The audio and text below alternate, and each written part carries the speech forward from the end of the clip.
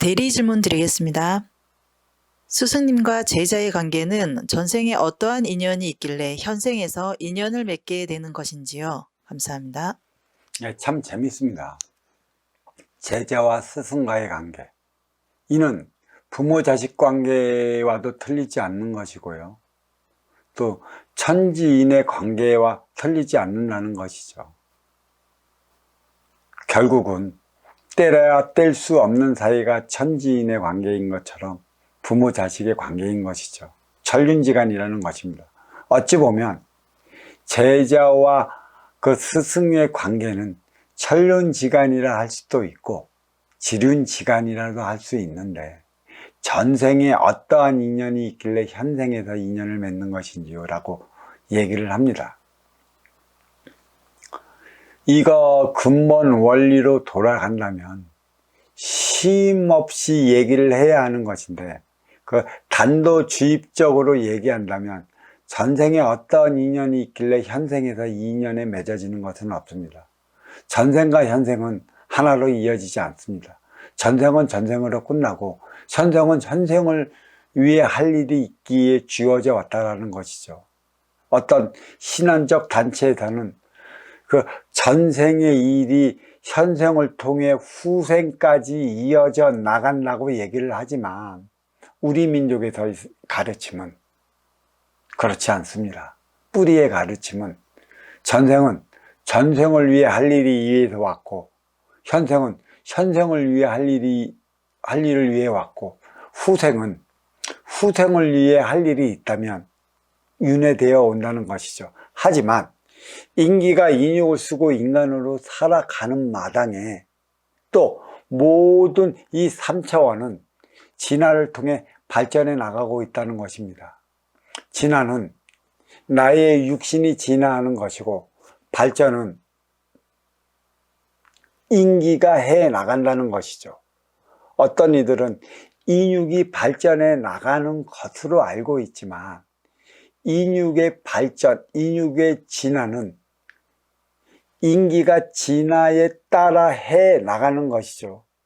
인기가 보이지 않는 모든 차원, 그러니까 윤회를 통해 지식을 쌓는 것은 인기지 인육이 아니라는 것입니다.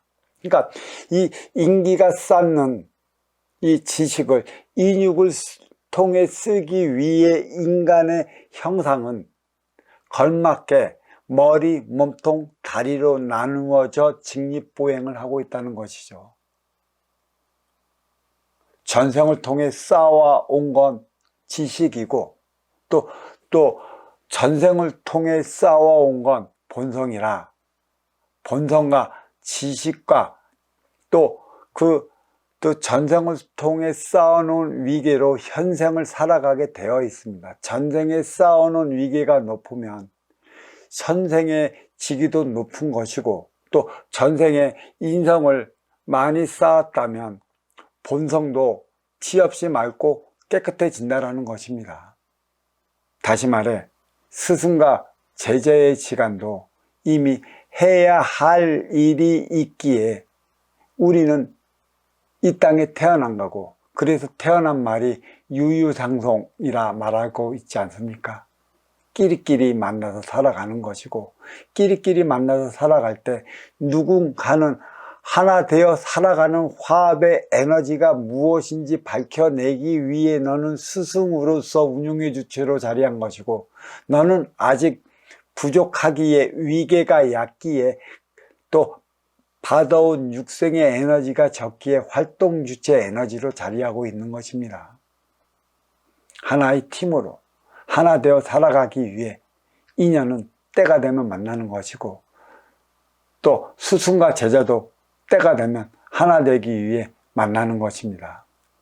사주라는 나의 위계를 저승에서 가져온 것은 이승에서 쓰기 위한 것에 있는 것처럼, 인기가 인육을 쓰고 인간으로 태어날 때 내 뒤에는 보이지 않는 조상, 서인, 대신들과 함께하고 있는 것이죠.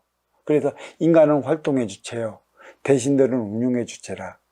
활동의 주체와 운용의 주체가 하나 될 때 나의 뜻을 이루어 나가는 것처럼, 스승은 운용의 주체요, 제자는 활동의 주체라.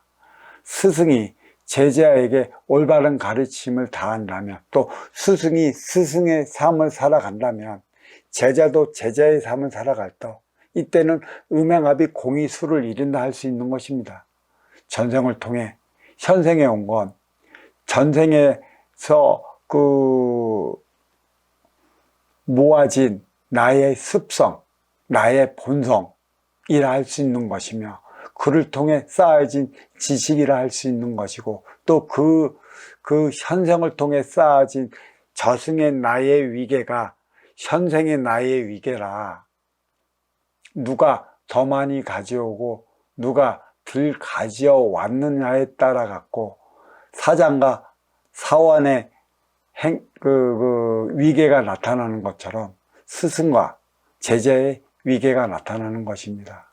해야 할 일이 있기 때문에 주어지는 게 인연인 것이고 사제지간인 것이며 부모 자식 지간이라는 것이에요. 그래서 현생은 전생과 관계가 없는 것이고, 내생은 이 또한 현생과도 관계가 없습니다. 하지만 윤회는 합니다. 경우에 따라 때에 따라 주어지는 게 소임이라, 그 소임을 다하기 위해 인기가 인육을 쓰고 인간으로 살아가는 것이고, 또 인기가 인육을 쓴다는 것은 너의 행위의 동선을 보기 위한 것에 있습니다. 밝은 곳은 옥이라 얘기를 했습니다. 밝음이 빛나는 것은 어둠이 감싸주고 있기 때문이며, 또 어둠은 밝음은 보나 밝음은 어둠을 보지 못합니다. 밝음은 그로 인해 구속이라 할 수 있는 것이고, 구속된 차원의 삶을 살아가는 이들은 모든 이들의 이목이 내는 것으로 눈으로 너를 쳐다보는 것이고, 귀로서 너의 소리를 듣는 것인데 어찌 윤리가 있지 않을 수 있겠으며 도덕이 어찌 있지 않을 수 있겠습니까? 윤리 도덕을 통해 우리는 하나 되어 살아가야 하는 것이고, 하나 되어 살아가기 위한 대안을 마련하고자 위계가 정해진 것입니다. 부모는 자식을 낳습니다. 스승은 제자를 낳는 것이고요. 결국 자식은 부모하기 나름이라는 것이며 제자는 스승하기 나름이라 할 수 있는 것이라, 소임을 위해 오늘날 이 생에서 우리는 만난다는 것입니다. 이게 인연이라는 것이죠. 옷깃만 스쳐도 인연이 될 때가 있었지만 지금의 업그레이드 시대에서는 하나 되어 살아가지 않으면 인연이라 할 수 없는 것이고, 또 말을 한다 하나 통하지 않으면 인연이라 말할 수 없는 것입니다. 그만큼 운용의 주체가 활동의 주체를 위한 삶을 살아가야 할 때가 업그레이드 시대라는 것입니다. 스승과 제자 관계, 전생에 어떠한 인연에서 있길래 현생에서 인연을 맺는 것인지요. 전생에 그 기운이 현생에 있고 현생에 이 기운을 통해 너와 내가 만나는 것이라. 모든 것은 인간이 틀어버린다는 것이죠. 보이지 않는 이 신계에서는 이미 약속은 되어 있지만, 그로 인해 너와 내가 만나는 것이긴 하지만, 통하는 것은 인기가 인육을 쓰고 인간으로 살아가는 활동주체 인간의 하기 나름이라, 신계에서 합의를 보고 신과 신끼리 합의를 보고 기운과 기운끼리 합의를 봤다 하나 모든 것은 인간이 틀게 되어 있다는 것입니다.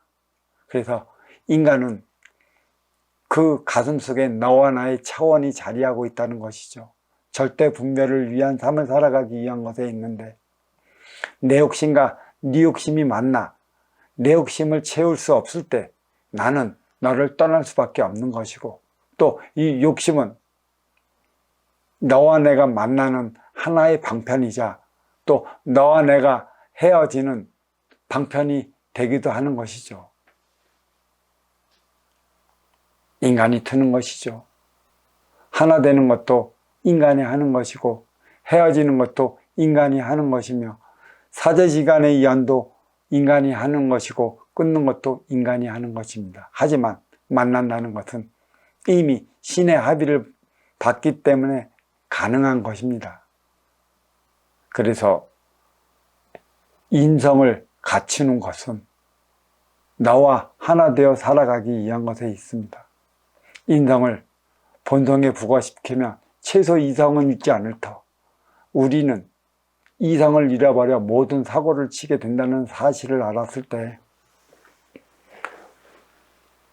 지금 살아갈 때 가장 중요한 것은 이성을 잃지 않기 위한 인성 함양에 있다 이렇게 말씀드릴 수 있겠습니다.